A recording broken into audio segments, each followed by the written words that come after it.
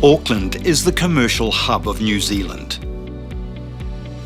Also known as the City of Sails because of its superb harbour, its population of 1.4 million people represents over 200 ethnicities. 40% of them claim no religious affiliation. The University of Auckland and the Auckland University of Technology are both located in the centre of the city, with a combined student population of 70,000. They are primarily commuter campuses, and after graduation, most students continue to live and work in Auckland. Student Life is the campus ministry, which began 35 years ago. We have staff teams in 4 different cities and a catalytic ministry on 4 other campuses. Student Life Auckland has a total of 50 key student leaders who lead small groups with about 200 students regularly involved in sharing their faith.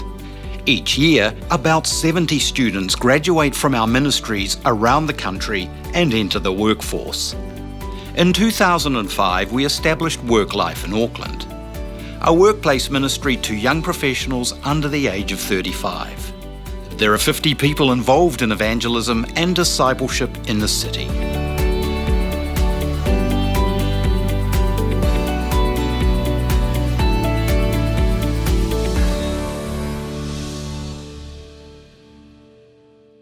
This is an opportunity for Jeremy and myself to talk about our experience of working together over the last 12 years as we have sought to pioneer bridging graduates from the campus ministry into their working lives.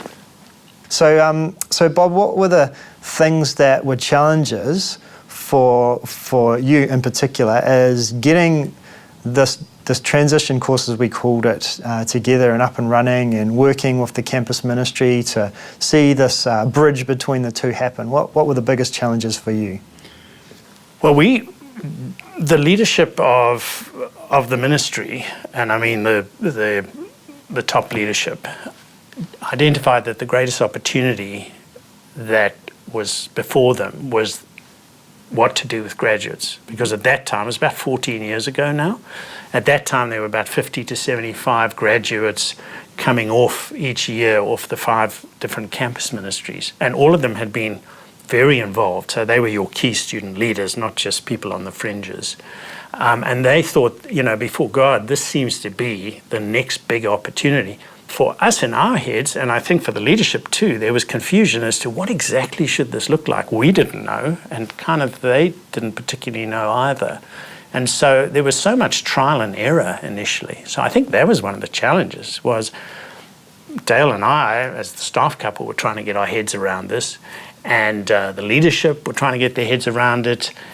And so it wasn't just getting that bridge between the campus and workplace ministry, but it was also at the same time developing a workplace ministry, so that when we said to you guys, hey, give us your graduates or try and connect your graduates to us, well, we had to have something to connect them to. And so it was real trial and error early days.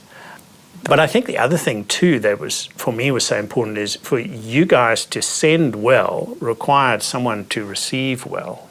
And so it wasn't enough just to say the campus ministry was responsible for these graduates continuing to serve Christ and make a difference in the world. And if they don't, that's your problem. But more to say it really is a partnership. And so our national director, who gave the ultimatum about you will do this, he talked about planes and runways and saying that if our graduates are planes, we need a few runways for them to land on. They don't all have to be our runways as a ministry, but at least we should have 1 or 2 that they can kind of come in and be involved. And so that was the challenge of actually having something concrete in terms of a workplace ministry to offer to these graduates. What was your experience of the challenge of working together? Well, we experienced our leadership telling us that that's what they wanted in no uncertain terms.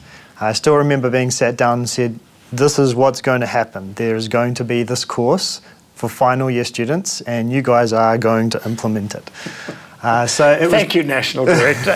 yes, and that's what it needed, because it really wasn't on our radar as a campus movement. It wasn't one of our big things that we wanted to accomplish, and we probably did need a bit of direction there. But I think in going with that, one of the challenges for us was learning to trust people who were involved in the Crusade movement but beyond campus. So we felt that people didn't necessarily value what we did, who were involved in these other ministries, looking a little bit sideways at us, thinking we were doing the wrong things and we had the wrong emphases. And so there was a distrust there on us and on our side. And I think we had to negotiate that. We had to learn to get to know, for instance, you, Bob, as Bob, not as work-life Bob.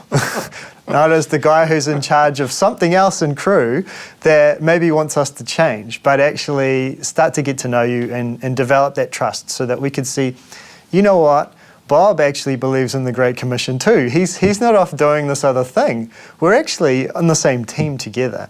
And actually this workplace ministry that is emerging is really going to aid what we're doing on the university as well. So I think that was the biggest thing. The roadblocks were inside of us, inside of our mind, and the stigmas that we had about people beyond the university ministry. Yeah. Yeah, and I would say, Dale and I realised that the best thing we could do is really to try and serve you guys, and that just meant asking questions about not assuming that we understood, because we had 10 years of campus ministry experience, but not in New Zealand. So we really didn't know what the campus ministry was in its nuts and bolts here. And so I think some of our early conversations was just to try and find out, what are you guys doing? How does evangelism happen? How does the discipleship work? And then try and say, how could we add some value? Thinking about our experience, Jeremy, what advice would you give to someone who wants to pursue this kind of partnership? Firstly, I'd say get the coffees going. I think get to know each other just completely apart from your role within Crew. So if there is some people that are trying to establish a workplace ministry, the people on the campus need to get to know you as a person that is not just the workplace person, but just you for the sake of you. And that helps build trust. I know that was really what I needed when you reached out to me, Bob. You and Dale did a great job of that. The second thing I would suggest is just get people who are already working involved. Like, I don't think that we necessarily need people who are full-time in these positions to establish these sorts of things. I think part of what makes the workplace ministry so great here in Auckland is it's full of people who are actually working full-time. And it's so important for our students to be exposed to people who are negotiating this day in, day out. And it just gets them thinking about it. And it also gets them connecting with people who are going to be involved in this workplace ministry longer term, and daring them to go and check it out for themselves.